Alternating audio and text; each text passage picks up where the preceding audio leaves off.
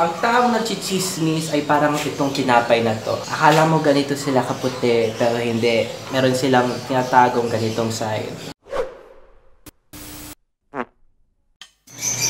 Ang init. Ang init. Hello everybody, I'm Philip. Welcome to this thing, Ibon. Ang chismis ay chismis. Hindi siya wow, chismis. Ang chismis ay hindi talaga may iwasan. Ginagawa mo lang ang gusto mo sa buhay mo, tumatawa, gumagala, umiiyak, umiinom ng gulaman sa kanto, at maririnig mo na lang sa isang tao ang chismis tungkol sa pagkatao mo. Minsan kapalakit, minsan nakakatawa. Para i-celebrate natin ang pagkaroon ng chismis, gagawa tayo ng grilled cheese bliss sandwich. Ang witty ko, no? Ang materials natin ay tinapay, cheese whiz, isa pang keso, jalapeno peppers pero wala akong jalapeno peppers kaya tomato, at cornflakes. Cornflakes, ibig sabihin nun kahit anong chichirya na gusto nyo. Puro aso! At butter. Una, i-preheat ang kawali. Hindi pa siya mainit. Bilang isang Pilipino, ang pag sinasabi, pag nag-chismis daw ang isang tao, ay ang karaniwang tao na binabanggit ay babae. Hindi ako naniniwala doon. Lahat ng tao ay may kakayahang gumawa ng chismis. Actually, may kakilala ako na mas chismis mas maano sila sa chismis, at kaya huwag ka mapandin lang na ang chismis ay magkagaling na sa babae, minsan sa lalaki na rin. Habang hinihintay mo ang mainit na kawali, maghiwa ka ng jalapeno peppers, pero sa sitwasyon ko, wala akong jalapeno peppers, kaya tomato gagamitin ko. Balong ba ako maghiwa ng tomato? Hindi, pero kaya sinusubukan. Yun ang importante, sinusubukan mo matuto paano gumawa ng bagay-bagay. At sa sitwasyon ko, magluto. Alam niyo ba, ang tomatoes o kamatis ay prutas, pero ginagamit siya bilang gulay. Diba nagbabubuhay niya? Kaunting tahimikan lang po. Masaya na ako.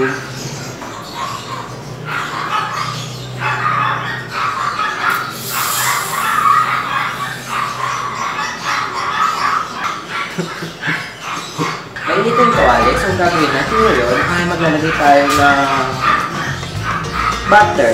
Ano measurement? Wala. Tapos ngayon pagituhin natin ang isang side ng tinapay kasi ganoon ang directions. Bread, hintayin natin mag-bread. Gagawin mo yan until golden brown yung side ng tinapay na yun para reach 2 to 3 minutes. Isa pang ibig sabihin pag nag-chismis ka o ang isang tao, ang kadahilan nun ay nakuha mo yung atensyon nila. Ano ibig sabihin nun? Kakaiba ka daw. Kaya isa pang dapat maging aso, ibon. Isa pa yung dapat na maging thankful kasi at least diba, napapansin ka ang isang bagay na hindi magawa sa'yo ng crush mo. Pero hindi ibig sabihin nun na okay lang gumawa ng chismis sa isang tao. Tinitignan ko na lang yun or binibigyan ko yun ng perspective on a good side. Pero if kayo gagawa ng chismis, please lang iwasan nyo mag-chismis kasi Diyos ko, sarap yung sapakin. Ayan. Isang side lang kasi pag mamaya pag prinito na gagawin ay yung kabilang side naman yung ipiprito. Ayan o, ganda. Wow! Golden brown. Ang tao na chichismis ay parang itong tinapay na to. Akala mo ganito sila kaputi, pero hindi. Meron silang tinatagong ganitong side. Hindi mo akalain kung sino na gumagawa ng chismis sa'yo. Kaya dapat ingatan, dapat maging alerto. Yeah, kasi malay natin, yung pinaka-close pa sa ating tao, yung pa yung gumagawa sa atin ng chismis na hindi natin alam. Yun talaga yun, masasaktan ka kapag chinismis ka, pero okay lang yan, lilipas din ng chismis. Huwag kayo magbabato ng mantikilya. Katulad ng ginawa ko, ang sakit. Ngayon, tapos na yung tapos na ang sides ng unang tinapay natin. Okay naman siya. Mabango. Lumaki din yung aso na tumatawag sa nila. Hindi na sila chihuahua. Doberman na sila. Well, lumiit-ulit sila. Shut up, please. Katulad ng mga nag-chismis. Shut up! Ngayon, mag-build na tayo ng tinapay na mismo natin. Ang gagawin natin doon ay papalamanan lang natin. Yun lang yun. Ipalaman. Kung gaano yung measurement niya, ikaw bahala. Basta masaya ka. Ayun.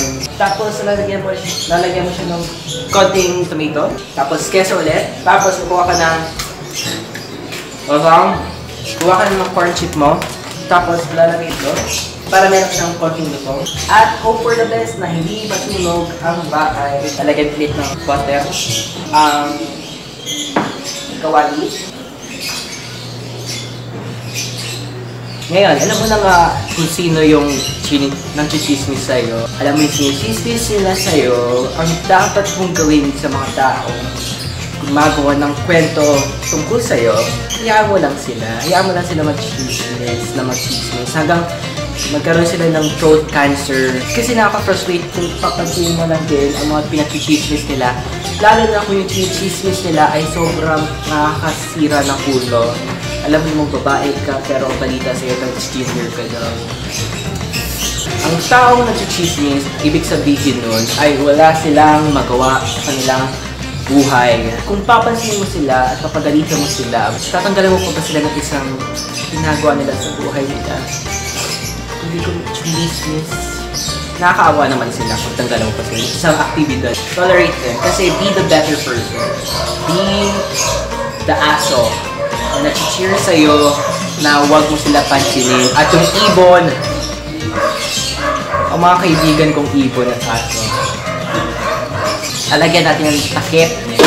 Wow! Ngayon, magpa-construct ulit tayo ng tinapay. Tapos, butter na naman. Tapos lagay. Wow! Ang ibig sabihin, isa pang ibig sabihin kapag pinag-chismisan ka ng tao, sobrang may halaga ka. Sobrang optimistic ka sa pag-chismis. Ibig sabihin nun, sa mata nila, ng mga chismosa ay ginto ka. Kasi kung ordinaryo ka lang na bato, hindi ka bibigyan ng importansya. Isipin mo, ang mundo ng pag-chismis ay parang pagmimina. Kukunin mo ng ginto, yung ikaw yung ginto. Magpasalamat ka kasi ginto ka sa paningin nila. May halaga ka. Hindi ka tulad sa kanya. Crush mo yun. Wala halaga. Minsan lang ako kumain chicken. Sarap pala. Subukan na natin sa tingin sa ito. Mukha siyang masarap. Hindi siya bara-bara. Bara. Wow. Wow. Wow. Mukha siyang masarap. Ayan o. Mukha siyang masarap. First time ko mukha siyang pagkain. Okay na yan. At patayin muna ang kalat. Hindi natin na tayo. At hatiin natin ang tinapay.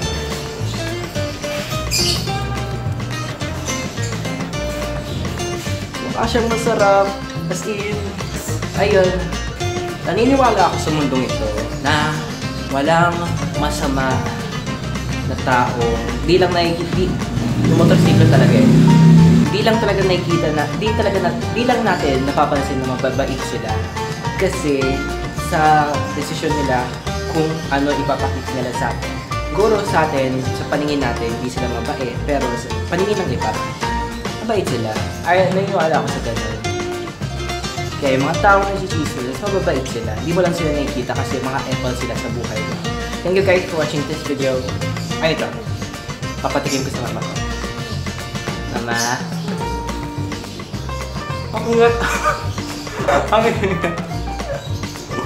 Ha! Ha! Woo!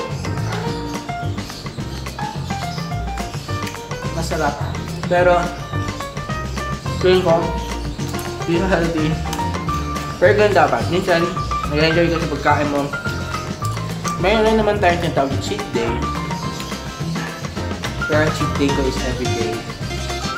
Tanda mo, ang chismis, parang yan. Ipir, huwag mo pansinin. Hindi ka rin papansinin.